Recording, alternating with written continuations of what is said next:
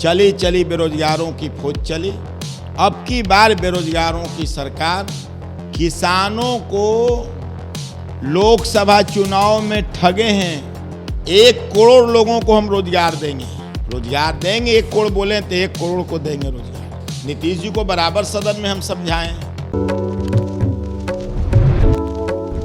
बिहार में चुनावी समर जो है उसकी शुरुआत हो चुकी है। लगातार तमाम पार्टियां अब अपनी अपनी गतिविधियों में जुट चुकी है। लगातार हम भी आपको तमाम उन लोगों से मुलाकात उनसे करवा रहे हैं जो इस बार बिहार के मैदान में, बिहार के चुनाव में और यूं कहें कि बिहार की राजनीति में बदलाव के लिए उतर रहे हैं। इस वक्त हमारे साथ राष्ट्रीय सेवा दल के अध्यक्ष और पूर्व विधायक प्रदीप जोशी जी हमारे साथ बातचीत करने के लिए है।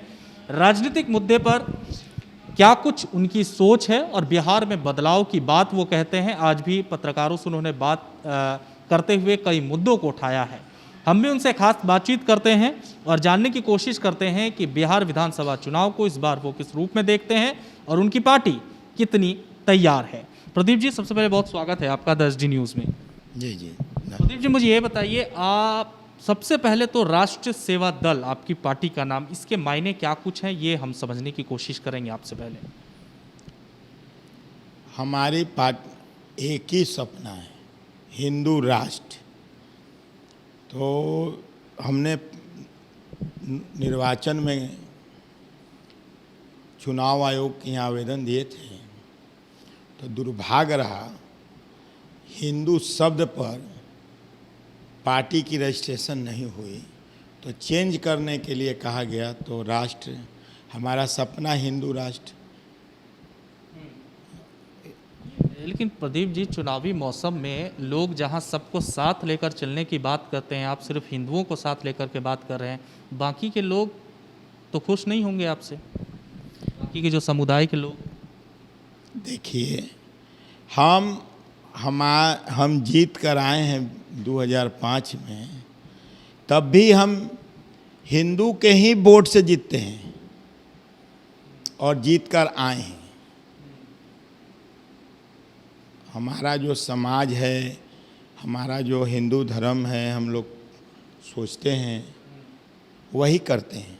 यानी आप ये कह रहे हैं कि आपकी पार्टी और आप सिर्फ हिंदू पावर से ही चुनाव में जीतते हैं? नहीं, हम लोग, जो हमारा समाज है हिंदू समाज, वही लोग हमको वोट देते हैं, हम जीत कर आते हैं। अच्छा, ये बताइए, आपने अपने पोस्टर पे लिखाया है ना लठबंधन ना गठबंधन, इसका अर्थ क्या है? नीतीश लालू लठबंधन वाले हैं और नीतीश भाजपा गठबंधन वाले हैं। और हम दोनों से जब हमारा उदय हुआ 2005 में जीत कर हम आए, दोनों से लड़ के जीत के आए और बिहार में पहला स्थान निर्दलीय में हमारा हाईएस्ट प्रतिशत से मैं जीत कर आया था। हम दोनों से लड़ के जीत के आए। दोनों को आप इस बार जो है वो बेकार साबित कह रहे हैं, इसका मतलब आप दोनों नेता से आप खुश नहीं हैं? देखिए, 2005 में हम जीत के आए, 2010 में हमारी मैडम जीत के आई। हम लोग लड़ चुके हैं दोनों से। लठबंधन गठबंधन वाले से हम लोग लड़ चुके, अब के पूरे बिहार लड़ेंगे और सरकार बनाएंगे। और यह लोग जो हैं, इनके गुरु थे कर्पूरी जी 3 साल, आई चेला 30 साल, मूर्ख बना के शासन किया है सब। ना बिहार में रोजगार मिला, ना बिहार में शिक्षा। बिहार के लड़कों को बाहर जाने पड़ता है पढ़ने के लिए, कोटा, बेंगलोर, महाराष्ट्र जाते हैं पढ़ने के लिए।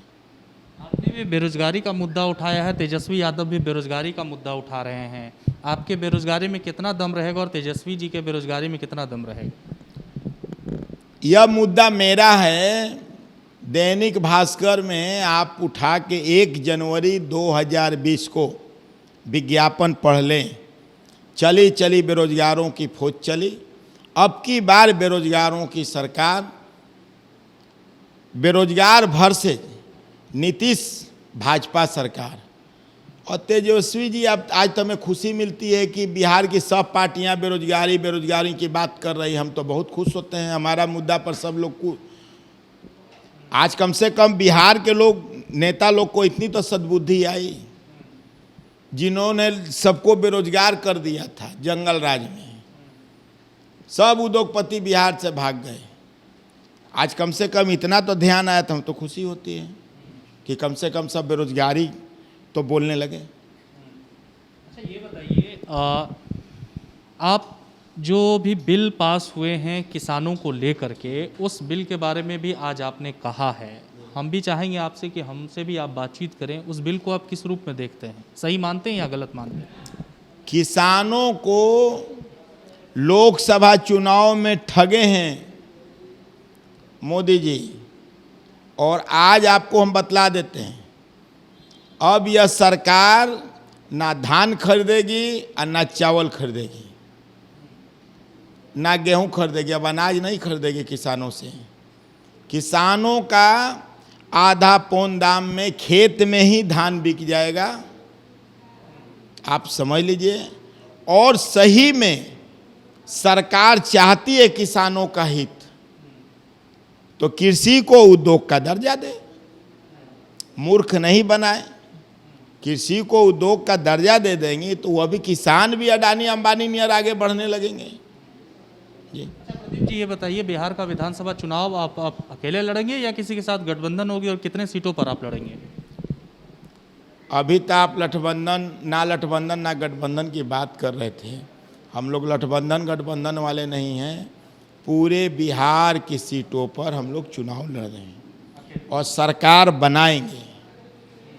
और दोनों से लड़ चुके हैं, 5 में दोनों से लड़ चुकी हैं मैडम हमारी। 10 में आपके सभापति जो अवधेश बाबू हैं यो हारल हैं, इनके मंत्री लोग हारे हैं। समझ लीजिए, अब की आर पार की लड़ाई है। बिहार में सरकार बनाएंगे। बेरोजगारी के बाद और कौन मुद्दा उठा रहे हैं आप, जिससे जनता आपसे खुश होगी? हमारा तो खुलेआम में बेरोजगारी 17 सितंबर के पहले तक बेरोजगारों को जगाना था। अब रोजगार की बात चल रही है। 1 करोड़ लोगों को हम रोजगार देंगे। 17 सितंबर को वर्चुअल रैली थी, अब रोजगार की बात चल रही है। 1 करोड़ लोगों को हम रोजगार देंगे आपको। 1 महीना, 2 महीना, 3 महीना, 6 महीना, साल भर के अंदर में लोगों को देंगे। उद्योग जिनको लगाना है उद्योग लगाएंगे, जिनको सरकारी नौकरी करना है वो सरकारी नौकरी करेंगे। आप देंगे? एकदम देंगे। ये वादा है आपका? अगर आपकी सरकार वादा है, जिनको हम लोग खुला इन लोग को ऑफर दिए हैं। नीतीश जी को बराबर सदन में हम समझाएं। बिहार में जब नीतीश सरकार बनी तो पहला उद्योग हमने अपने यहाँ लगवाया था, झूला बनस्पति। उसकी फोटो लेके ये लोग घूम रहे थे। हमने इनको बहुत समझाया था। नीतीश जी हमको रोहतास उद्योग में नोसी देकर भाग गए कोर्ट में। हमने इनको समझाया था। ये लोग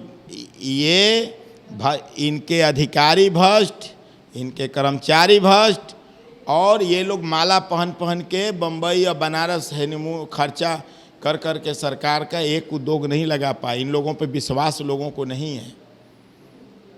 हम देंगे, रोजगार देंगे। 1 करोड़ बोले तो 1 करोड़ को देंगे रोजगार। जी, प्रदीप जोशी राष्ट्रीय सेवा दल के अध्यक्ष और पूर्व विधायक हैं। बहुत बड़ी बात ये कह रहे हैं कि 1 करोड़ लोगों को ये रोजगार देंगे, चाहे वो स्वरोजगार हो या फिर सरकारी नौकरी हो।